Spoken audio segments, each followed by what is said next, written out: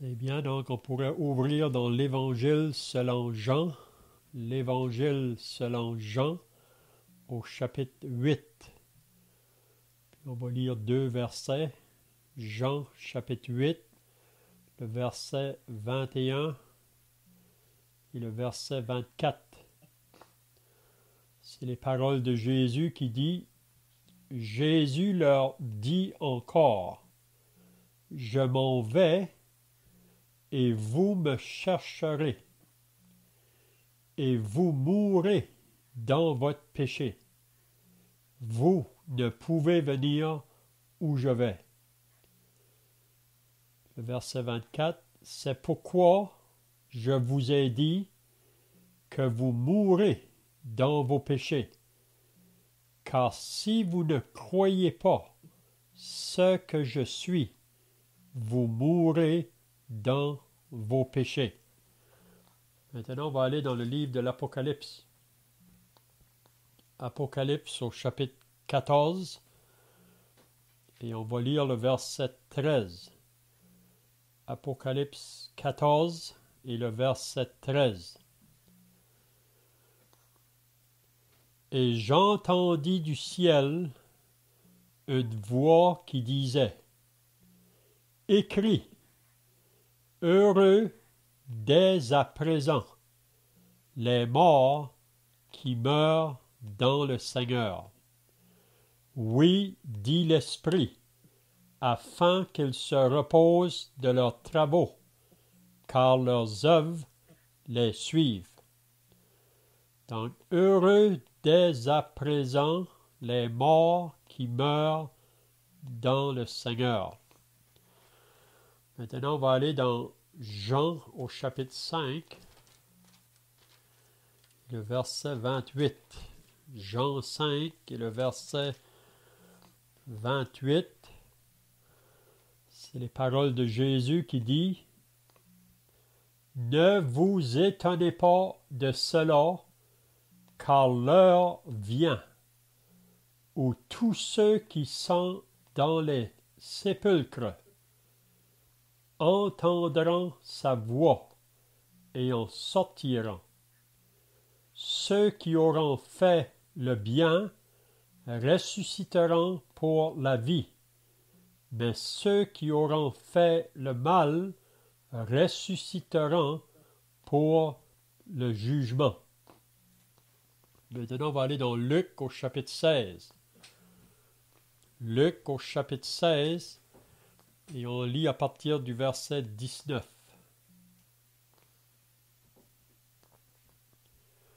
Luc 16, 19. Il y avait un homme riche qui était vêtu de pourpre et de fin lin, et qui chaque jour menait joyeuse et brillante vie.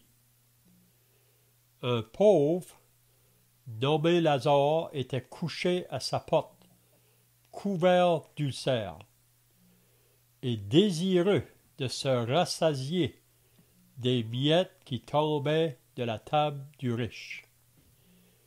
Et même les chiens venaient encore lécher ses ulcères. Le pauvre mourut, et il fut porté par les anges dans le sein d'Abraham. Le riche mourut aussi, et il fut enseveli. Dans le séjour des morts, il leva les yeux, et tandis qu'il était en proie au tourment, il vit de loin Abraham et Lazare dans son sein. Il s'écria: Père Abraham, aie pitié de moi et envoie Lazare pour qu'il trempe le bout de son doigt dans l'eau et me rafraîchisse la langue, car je souffre cruellement dans cette flamme. Abraham répondit: Mon enfant, souviens-toi que tu as reçu tes biens pendant ta vie, et que Lazare a eu les maux pendant la sienne. Maintenant, il est ici consolé, et toi tu souffres. D'ailleurs, il y a entre nous et vous un grand abîme, afin que ceux qui voudraient passer d'ici vers vous ou de là vers nous ne puissent le faire. Le riche dit, je te prie donc, Père Abraham, d'envoyer Lazare dans la maison de mon père, car j'ai 5 frères. C'est pour qu'il leur atteste ces choses, afin qu'ils ne viennent pas aussi dans ce lieu de tourment. Abraham répondit, ils ont Moïse et les prophètes, qu'ils les écoutent. Et il dit non, Père Abraham, mais si quelqu'un des morts va vers eux, ils se repentiront. Abraham lui dit, s'ils n'écoutent pas Moïse et les prophètes, ils ne se laisseront pas persuader quand même quelqu'un des morts ressusciterait. Donc c'est tout ce qu'on va lire dans la parole de Dieu ce soir. Donc si vous avez remarqué, on a lu dans les premiers versets là, 2 conditions à mourir. Il y a seulement 2 conditions par lesquelles l'homme peut mourir. Puis on a lu dans Jean au chapitre 8 que Jésus a dit que si vous mourrez dans votre péché, vous ne pouvez pas venir où je vais. Puis le verset 24, il a dit, vous mourrez dans votre péché si vous ne croyez pas qui je suis. Donc, de mourir dans ses péchés, c'est parce que on a refusé de croire qui était Jésus. Mourir dans notre péché, c'est celui qui meurt dans l'incrédulité. C'est qu'il n'a pas cru au Seigneur Jésus-Christ, celui qui est venu du ciel à la terre en faisant la volonté de son Père. Puis la volonté du Père, c'était qu'il donne sa vie en sacrifice pour sauver les pécheurs perdus. Mais tous ceux qui refusent de croire en Jésus comme celui qui est le seul sauveur, celui qui refuse de croire en lui, il meurt dans ses péchés. Puis Jésus dit, vous ne pouvez pas venir où je vais. Donc c'est très clair. Donc c'est soit qu'on meurt dans nos péchés, ou la deuxième condition, on a lu dans l'Apocalypse au chapitre 14, heureux ceux, dès à présent, qui meurent dans le Seigneur. Donc, ceux qui meurent dans le Seigneur, ça veut dire que ce sont ceux qui ont eu un moment dans leur vie qui ont cru au Seigneur Jésus, qui l'ont reçu. Ils ont cru en lui pour le recevoir comme Sauveur et Seigneur. Donc à partir de ce moment-là, ils ont reçu la vie éternelle. Ils sont devenus des enfants de Dieu. Donc, mourir dans le Seigneur, Jean nous dit dans l'Apocalypse, là, c'est être heureux. Donc, heureux dès à présent ceux qui meurent dans le Seigneur.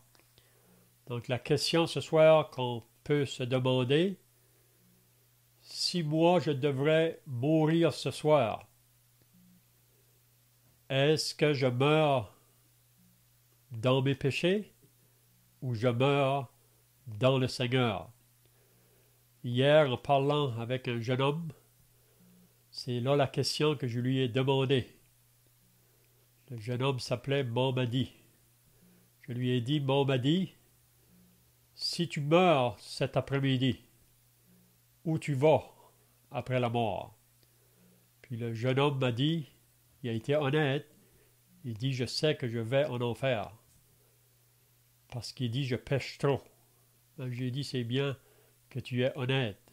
Mais j'ai dit, si tu meurs dans cet état-là, c'est vrai que tu ne vas pas au ciel. Mais tu n'as pas besoin de rester dans cet état. Dieu a pourvu un remède, il a pourvu une provision pour que toi, tu puisses échapper l'enfer, que tu puisses échapper le jugement de Dieu.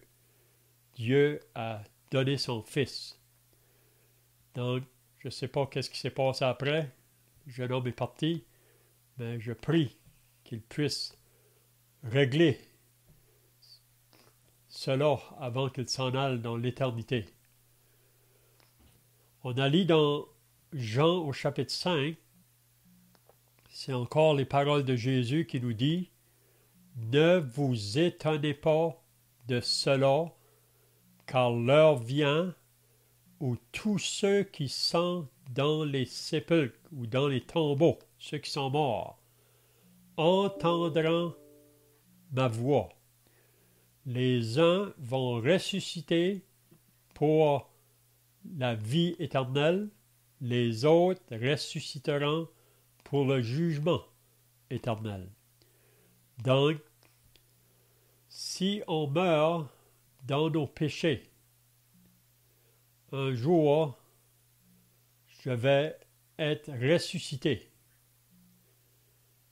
Puis je vais ressusciter pour aller dans le jugement éternel, parce que je suis mort dans mes péchés.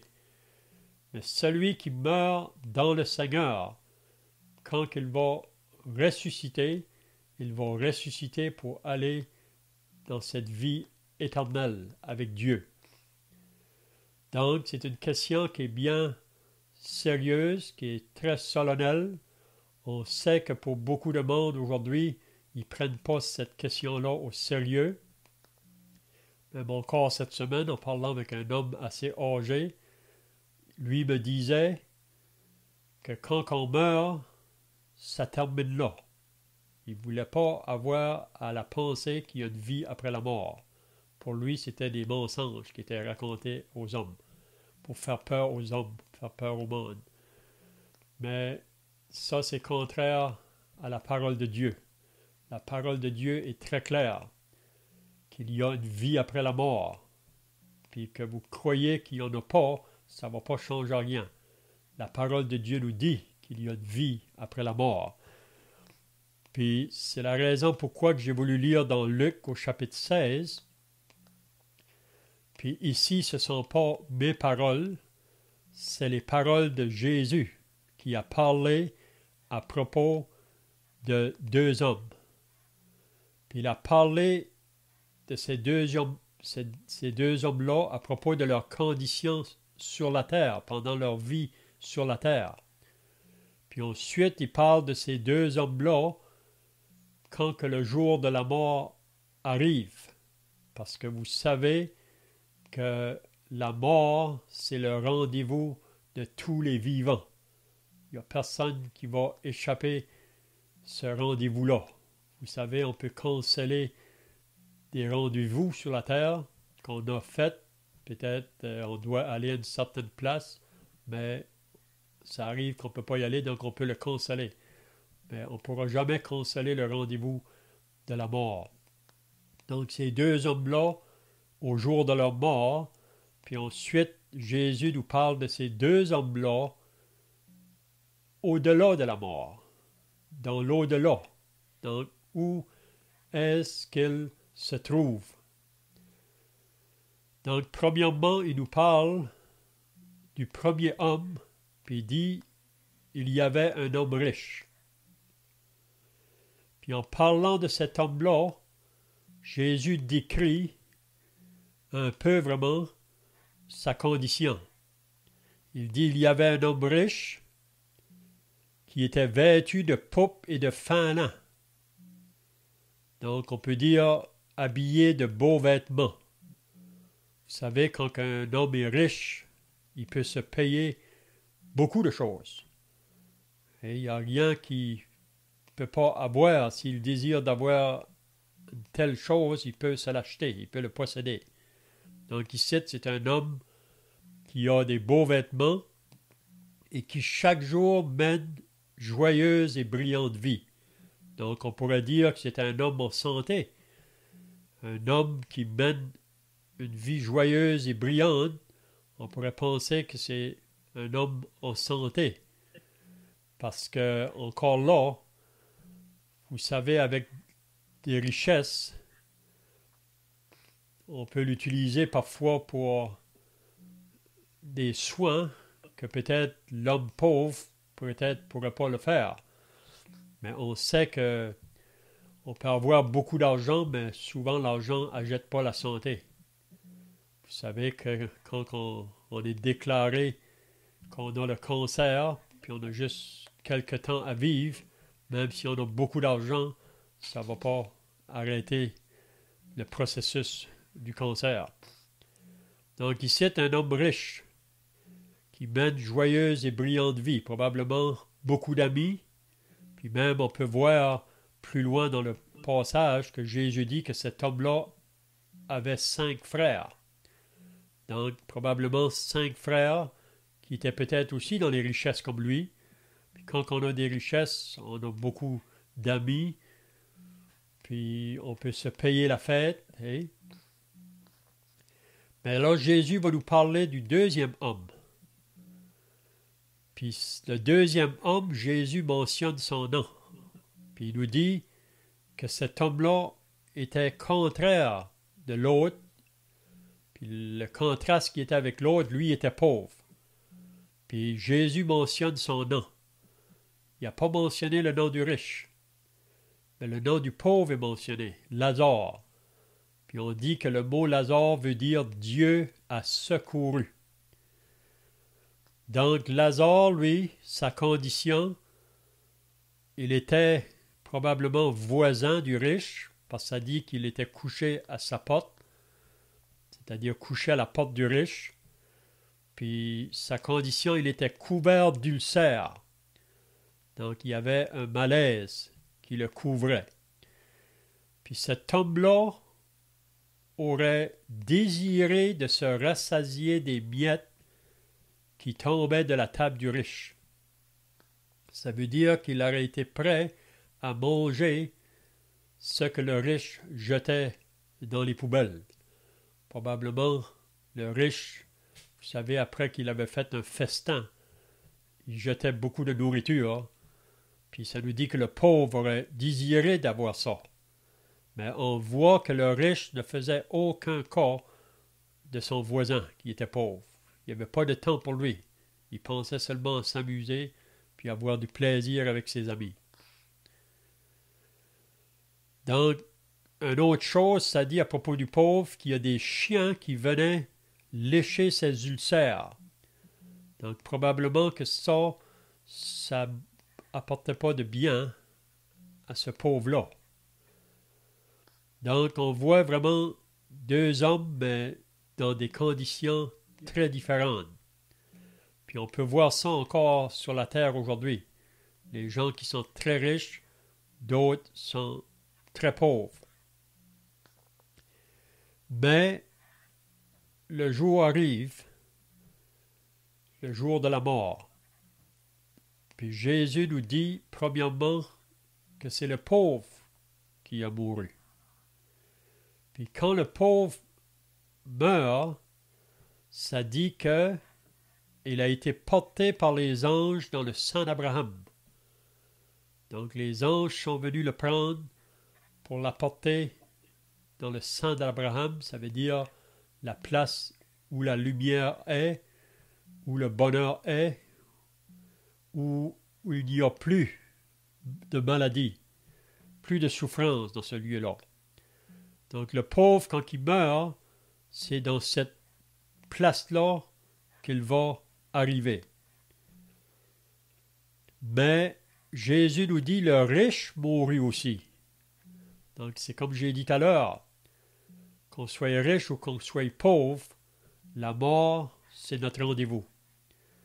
Mais Jésus dit à propos du riche que lui après qu'il est mort, il a été enseveli, parce qu'il y avait l'argent pour se faire ensevelir. Ça ne parle pas que le pauvre a été enseveli. Puis probablement vous avez déjà assisté à des funérailles d'un homme riche. Donc il y a beaucoup de choses qui représentent la richesse autour de cet homme-là. Puis probablement un homme qui a eu des succès dans sa vie, qui a pu gagner beaucoup d'argent pour devenir riche.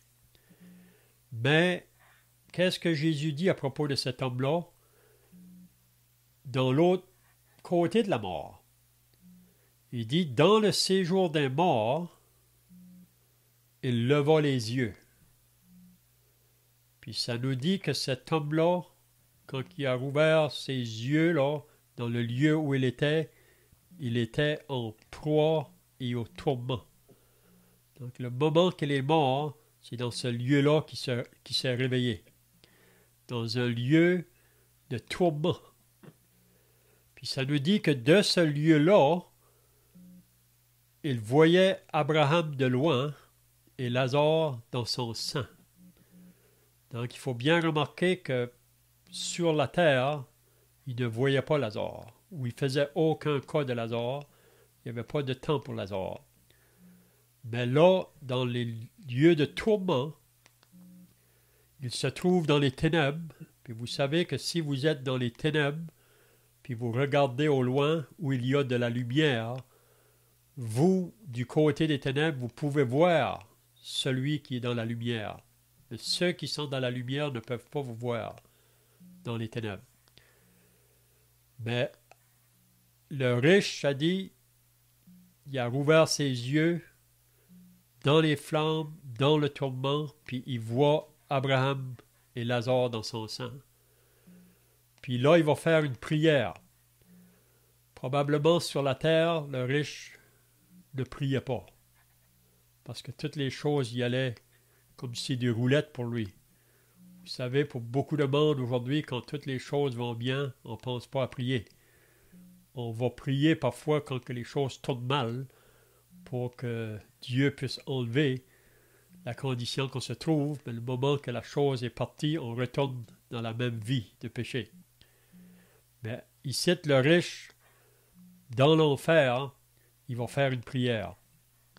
Puis la première prière qu'il fait, c'est qu'il voudrait que Abraham envoie Lazare vers lui pour qu'il vienne tremper le bout de son doigt dans l'eau pour qu'il vienne lui rafraîchir la langue. Vous savez, souvent on entend parler des gens des fois qui nous disent que l'enfer est sur la terre.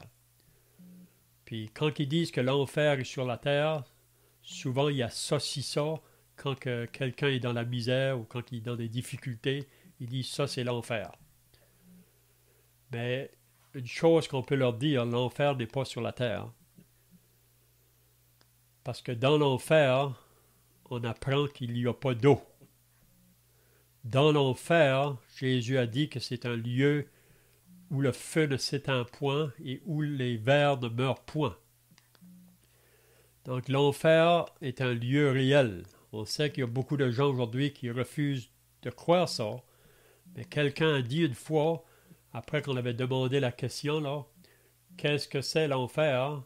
La réponse a été donnée que l'enfer, c'est que le moment qu'on arrive là, il est trop tard. On ne peut plus en sortir. Parce que c'est pendant notre vivance sur la terre qu'il faut prendre la décision si on va échapper ce lieu-là. Donc, il demande pour une goutte d'eau. Mais Abraham va lui dire, mon enfant, souviens-toi que tu as eu tes biens pendant ta vie, et Lazare a eu ses maux pendant la sienne. Maintenant, il est ici consolé, et toi, tu souffres. Mais il y a une chose aussi qu'il faut bien comprendre ici, que si le riche est dans les flammes au tourment, c'est pas vraiment parce qu'il était riche. C'est peut-être ses richesses qui l'a conduit là, parce qu'il était trop occupé avec ça, mais c'est pas parce qu'il était riche. On va voir plus loin la raison pourquoi qu'il est dans ce lieu-là. Parce que je crois qu'il y aura des riches au ciel, il y aura des pauvres au ciel. C'est pas vraiment la condition qu'on se trouve sur la terre qui fait si on va au ciel ou en enfer. Mais c'est qu'est-ce qu'on va faire du message de l'Évangile. Donc, Abraham a dit aussi aux riches, puis ça c'est bien de saisir cette vérité ici, là, parce que beaucoup de religions dans le monde, je dirais même toutes les religions, ils nous disent qu'il y a une deuxième chance, qu'après la mort, on peut avoir une autre chance. Mais Jésus ici met ça bien clair. Il dit, d'ailleurs, il y a entre nous et vous. Il y a entre le lieu où le riche était, là, et où Lazare était dans le sang d'Abraham. Abraham dit qu'il y a entre nous et vous un grand abîme, ou un grand vide, un grand gouffre, afin que ceux qui voudraient passer d'ici vers vous, ou de là vers nous, ne puissent le faire.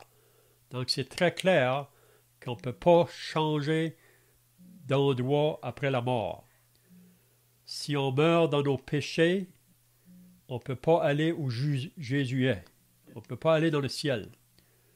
Si on meurt dans le Seigneur, on ira dans le ciel. Donc, c'est pendant notre vivant qu'il faut faire la décision. C'est qu'est-ce que je fais de Jésus. C'est ça qui va déterminer où je vais passer mon éternité. On ne peut pas rester neutre face à cette question-là. Vous savez, comme Pilate a demandé à la foule, « Qui voulez-vous que je vous relâche, Barabbas ou Jésus ?»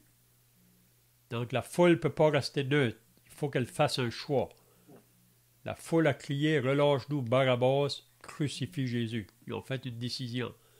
Tous ceux qui ont refusé Jésus, ils seront trouvés, à moins qu'ils soient repentis avant de mourir, là, mais ils sont en enfer en ce moment. Donc, il y a un abîme. On ne peut plus changer de place. Mais là, on voit que le riche, quand il voit qu'il n'y a plus d'espérance pour lui, il réalise, je suis ici, c'est pour toujours. Je ne peux plus en sortir. Mais là, à ce moment-là, il pense à ses frères qui sont sur la terre. Donc, dans la parole de Dieu, on ne voit jamais des vivants qui prient pour des morts, mais on voit un mort qui prie pour des vivants. Donc, le riche, sa prière, il voudrait qu'Abraham envoie Lazare dans la maison de son père pour parler à ses frères qui sont là. Mais là, Abraham va leur dire, s'ils n'écoutent pas Moïse et les prophètes, ils ne se laisseront pas persuader même s'il y a quelqu'un des morts qui va venir vers eux. Même cette semaine, j'ai entendu ça. La personne que j'ai parlé avec, j'ai dit à ma femme, si tu meurs avant moi, tu viendras me dire qu'est-ce qui se passe l'autre bord. Mais elle n'a jamais venu. Donc pour lui, il n'y a pas rien après. Mais ça, c'est une tromperie du diable. Ici, on voit donc le riche qui demande à Abraham d'envoyer Lazare dans la maison de son père. Puis il nous dit au verset 30, à la fin, là, la raison que le riche priait pour que ses frères puissent se repentir. Ça veut dire que ses frères n'étaient pas repentis. Puis il veut, parce qu'à moins de se repentir, c'est-à-dire de se mettre en accord avec ce que Dieu dit de moi, que je suis un pécheur, que je suis perdu, que la seule place qui est réservée pour moi, c'est le jugement de Dieu. Donc il faut arriver à cette conclusion-là. Quand on annonce l'Évangile, c'est la première chose que la personne doit arriver à la conclusion. Mais souvent, c'est la chose la plus difficile. Parce que l'homme pense toujours qu'il y a un petit peu de bon en lui, puis qu'il peut arriver lui-même au ciel.